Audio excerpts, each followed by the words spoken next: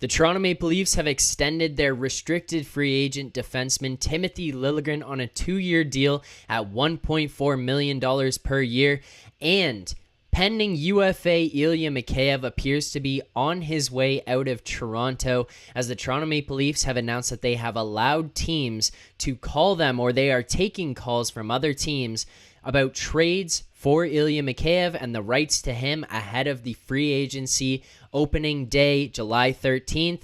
All of this and a whole lot more broken down in this video. Let's go.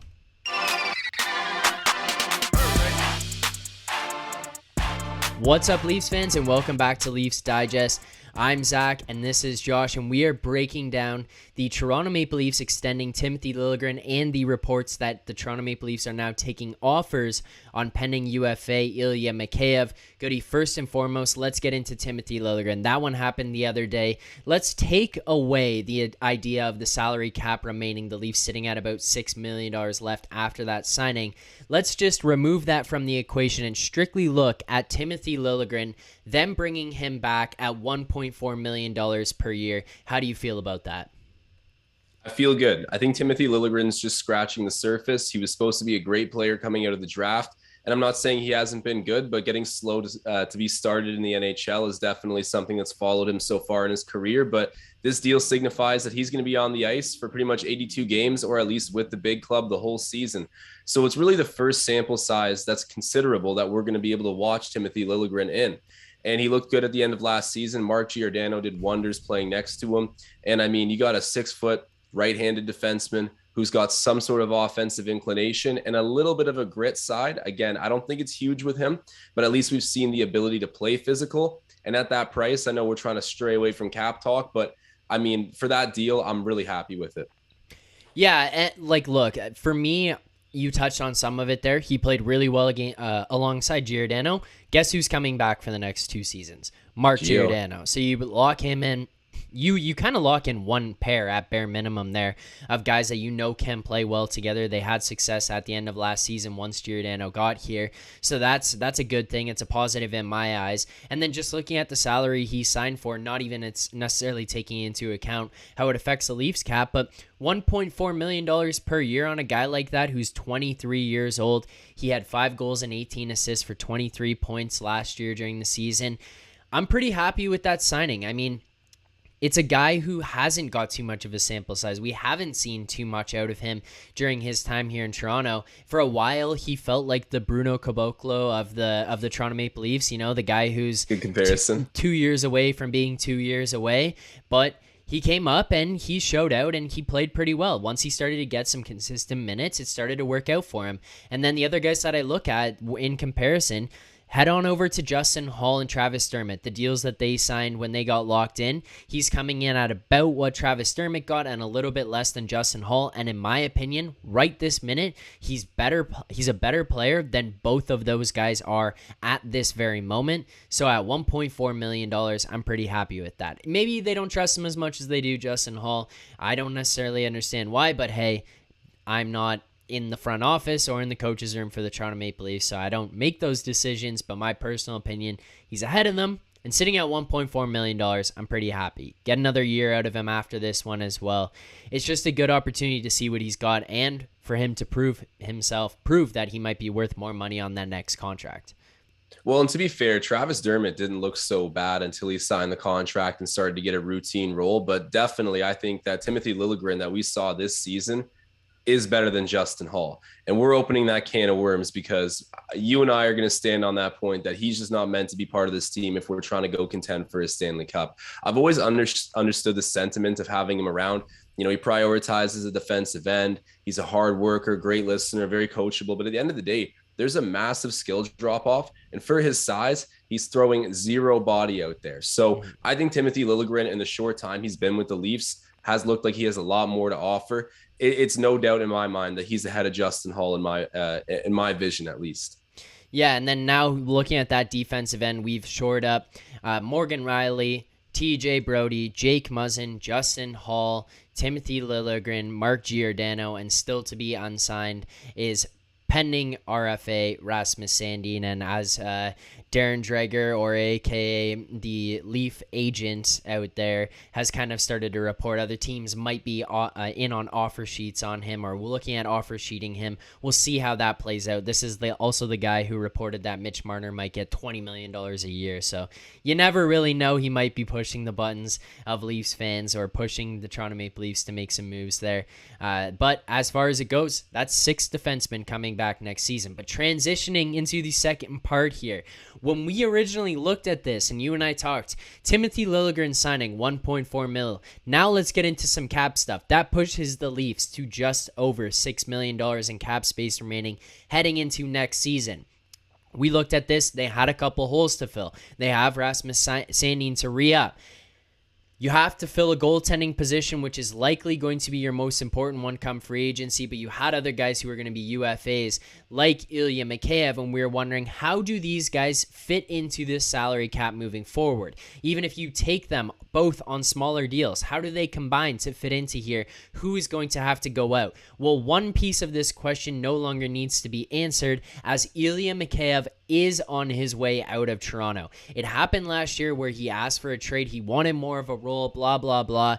Well, it seems as though this season he feels like he's pushed his market value up, and the Toronto Maple Leafs can no longer afford him. The Toronto Maple Leafs have obviously gotten to a point where they're willing to walk away from him at whatever price he has requested.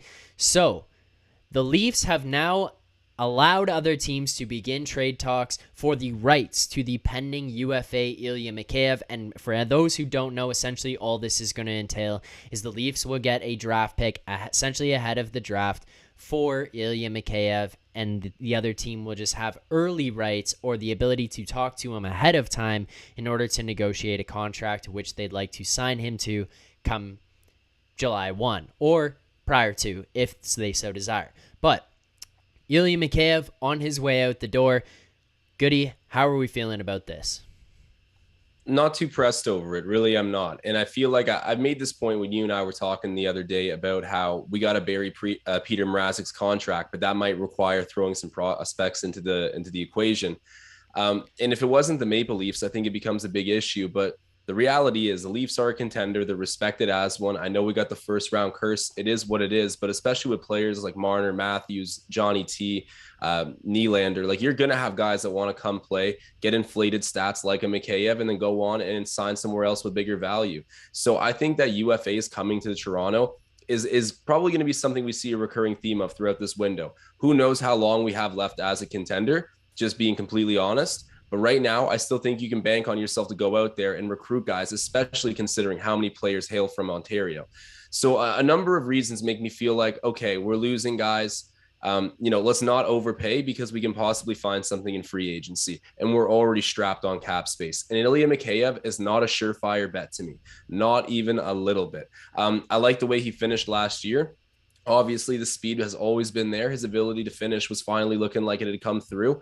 But do I trust that it'll continue to be there next season for 82 games? Not at all. Could it be? Yeah, sure. But for his size as well, I get it. He can play within physical games. But does he initiate a physical game?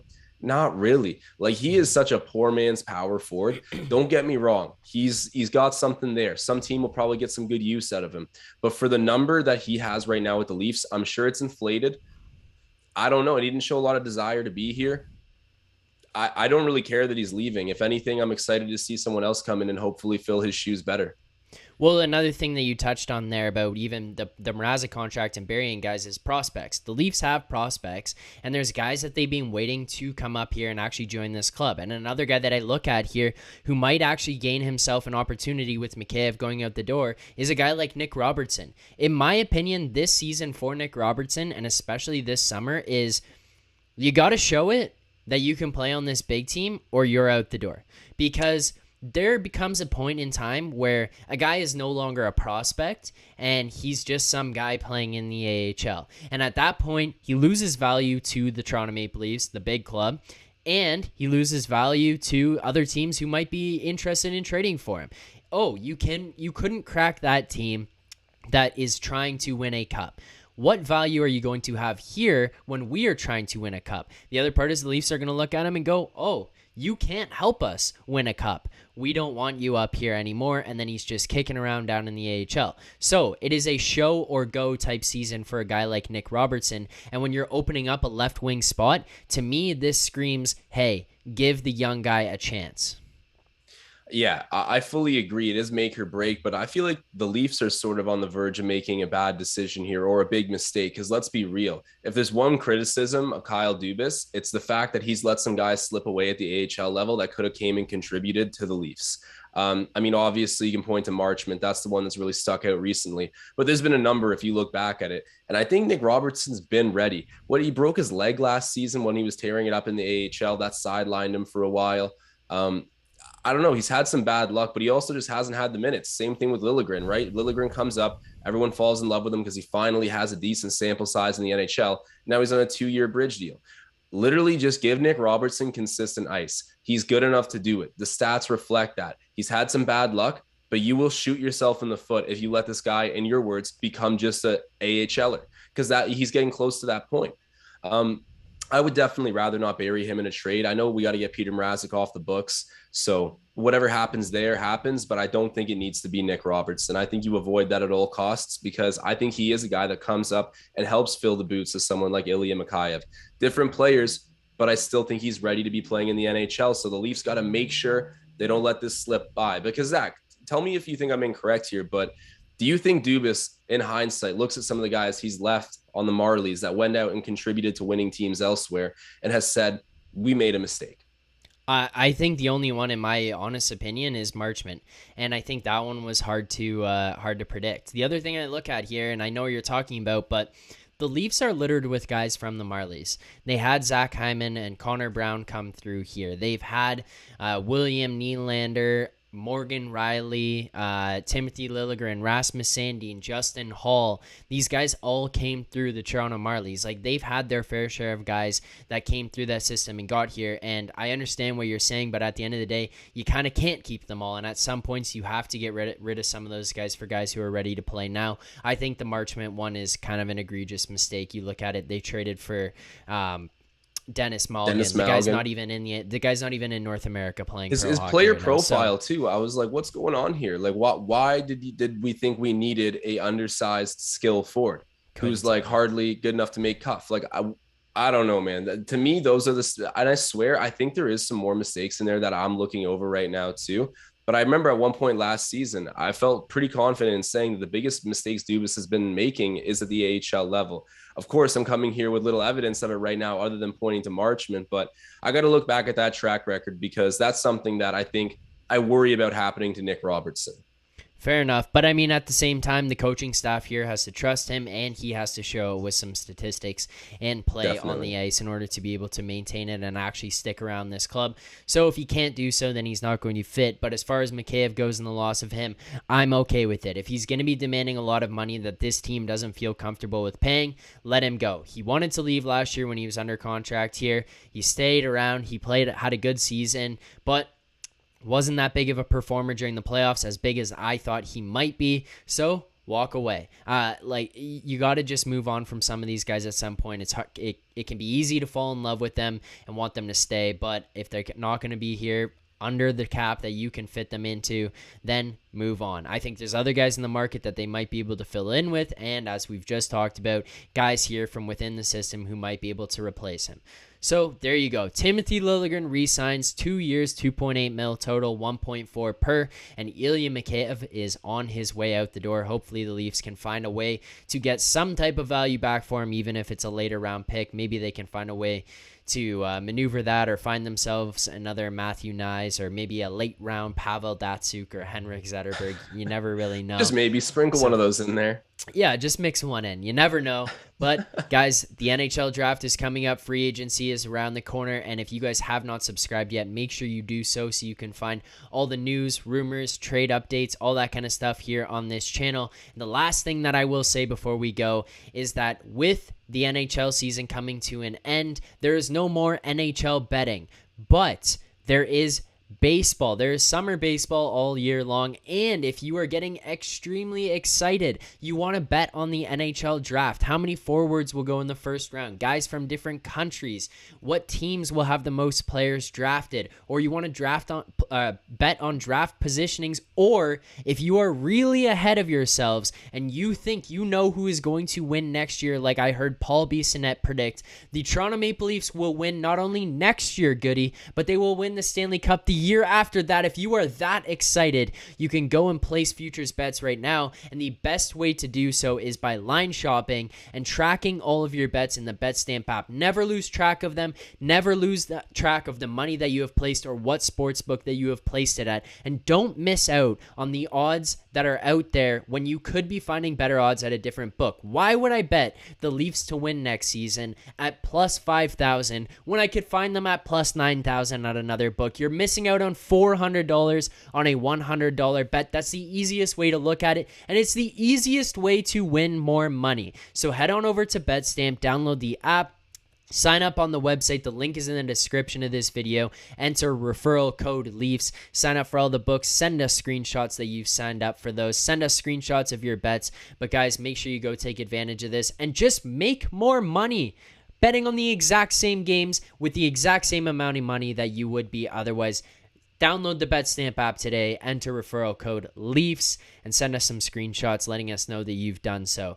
Goody, that is about all we've got for this one here. Timothy Liljegren re-signs, Ilya Mikheyev moving on, NHL draft coming up. There's some exciting things around the corner. It will all be broken down here on this channel, so make sure you hit that like button, comment below what you think the Leafs should do, who they should go out and sign, and what you think about the Timothy Liljegren signing, and then make sure you hit that subscribe button on this channel. Leafs fans, thank you guys so much for tuning in. As always, keep believing. Signing off.